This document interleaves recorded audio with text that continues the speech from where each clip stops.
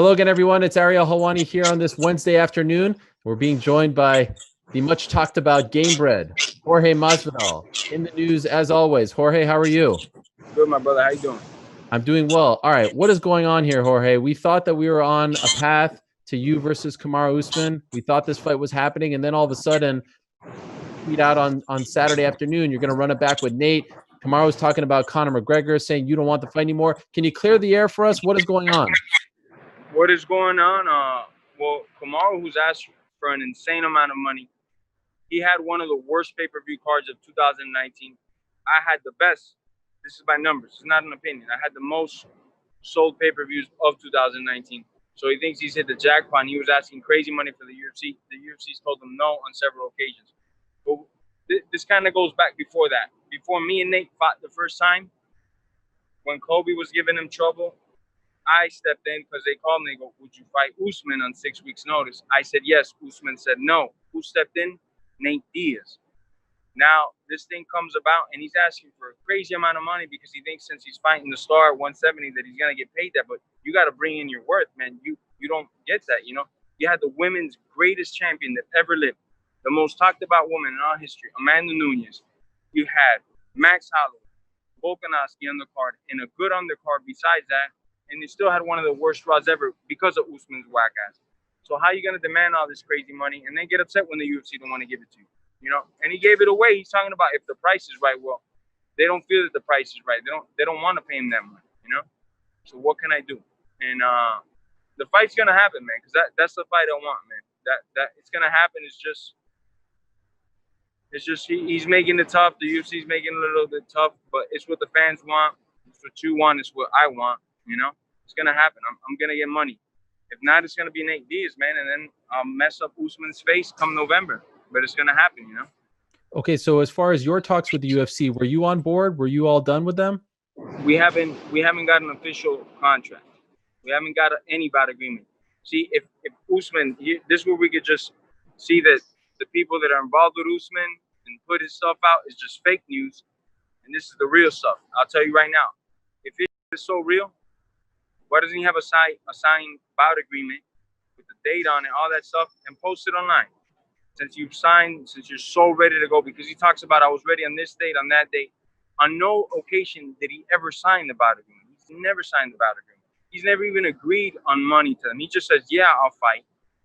He asked for money. They're telling me that yes or no, and that's it. It is a somewhat of a business, you know. He's going to try to act like he's a tough guy. Hey, lost you there. No, you're good.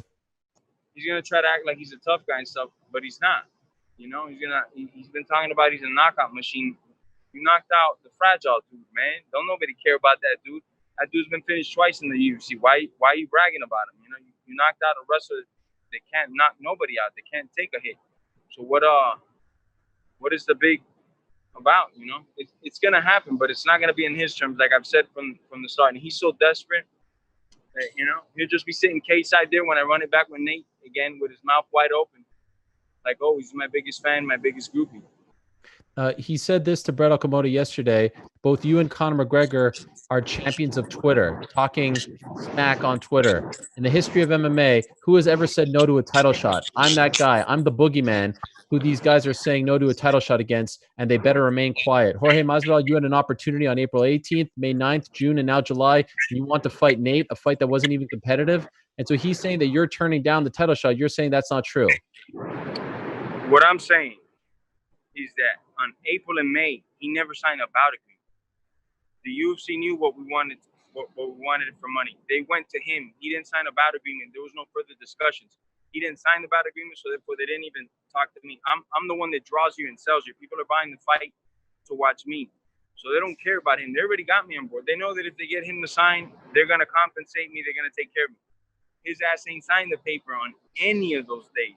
And when he had the chance, when he for real had the chance that he was getting ready for it in November, why do you think it was supposed, like he always says, it was supposed to be him and that other fragile dude in November, right?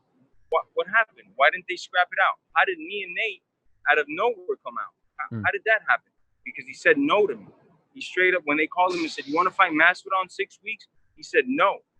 3 hours later, he called back. He's like, you know what? I think I might take it. Too bad Nate had already stepped up to the plate and said, let's go. Let's run it. What's the big deal? This guy is, and that's why that fake news and all that stuff, it's gonna happen, man. I'm gonna dictate when it's gonna happen, and not him. You know. What do you make of him now talking about Conor and his team saying that they will fight Conor instead of you? Desperate. It was just, you know, I thought Conor's fighting Gagey. That's what I heard. You know, tell you the truth, I don't care, man. I just get in here and train and train and train. He's not gonna fight nobody, man. That's why he's desperate. He's calling out for everybody. How many interviews have I done with you in the last, I don't know, 5-6 weeks? Compared to this guy, he's constantly calling up Brett or whoever will give him the time. Hey, let me get on your show. How many times does he call you to get on your show? You know, maybe you don't want to say it, you smile and you give it all away with that. This guy's a groupie, man. This guy's an attention whore. I love the fight, man. I'm not gonna lie. That's my sin. I love the scrap, man. You keep all the meat and he keep talking. When he signs a bout agreement, UFC sends it over to me and we discuss our numbers, we'll do it. But the UFC doesn't even care for him, man. He's the lowest selling guy of 2019. Why do they care for this guy? It's a business at the end of the day. And he's in the no making money business. Look at it. Look at his paychecks compared to mine. And I want to just one more thing, just because it's facts. He said I'm a Twitter champion. That's interesting because I think he has triple the tweets that I have, unless he's erased them like as an hour ago. He has quadruple the tweets or something that I have. So what's he getting at? You know what I'm saying? Who's the Twitter champion if you're the one that's constantly on Twitter, man? Constantly talking to anybody that'll interview him.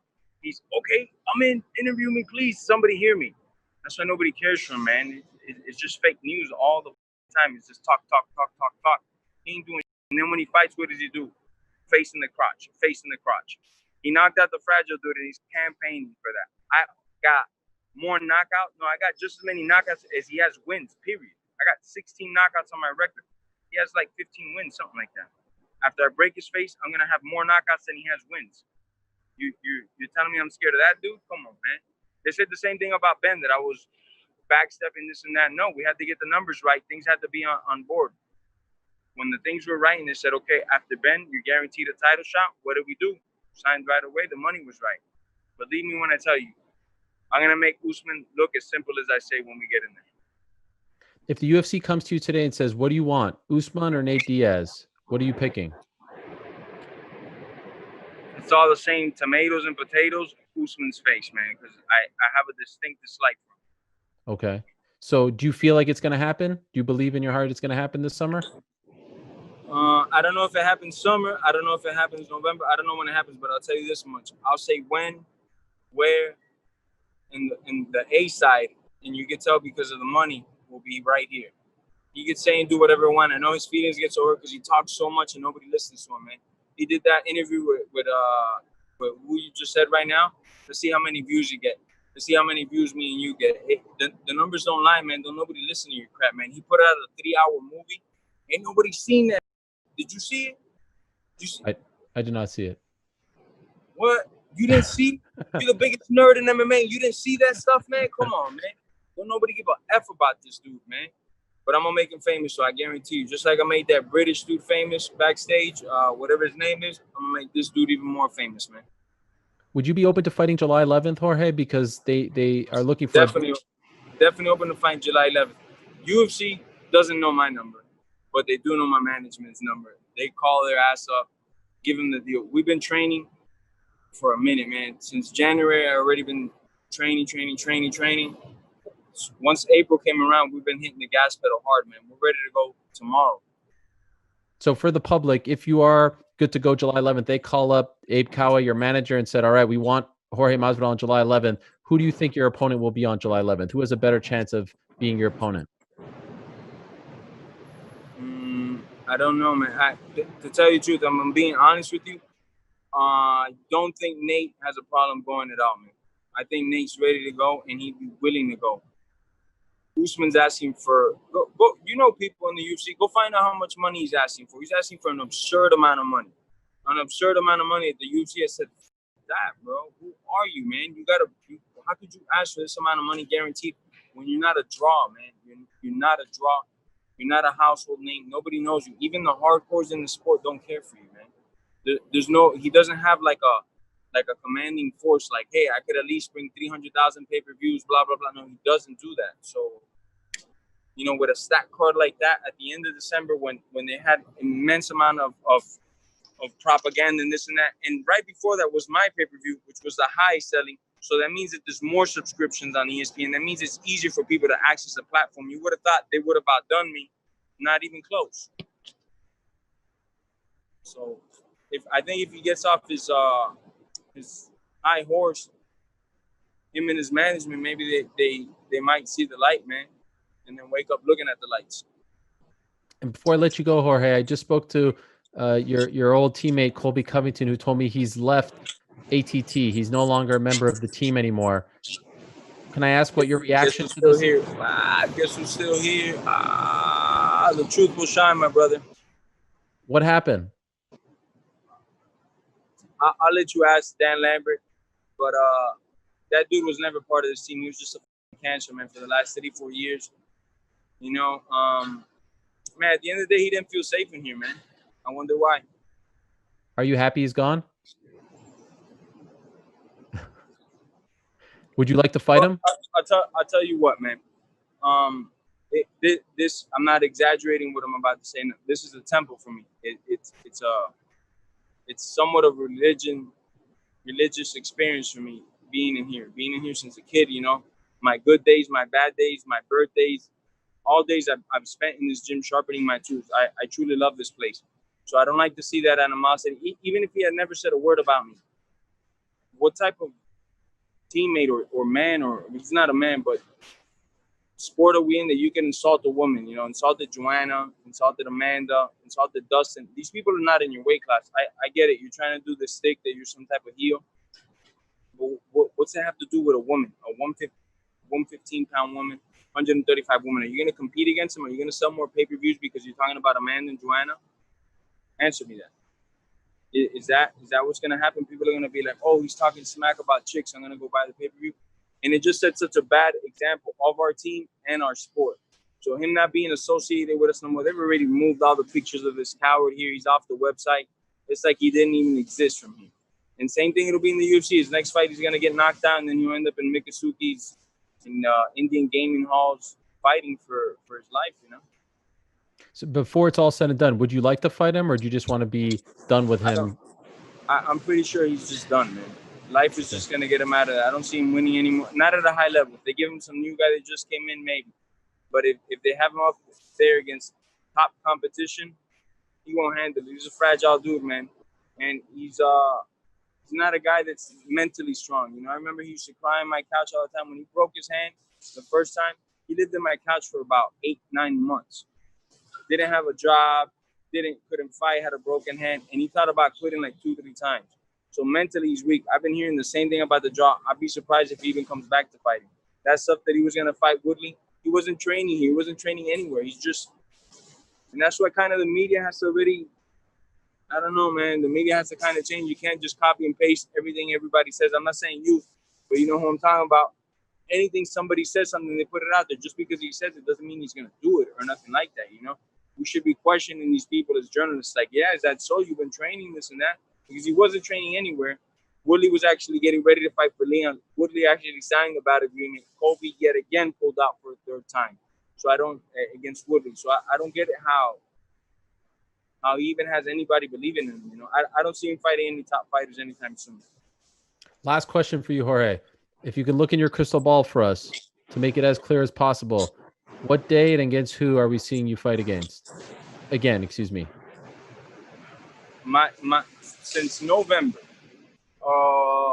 like toward the end of November, December, we were hearing rumors that I would be headlining International Fight Week, July 11th.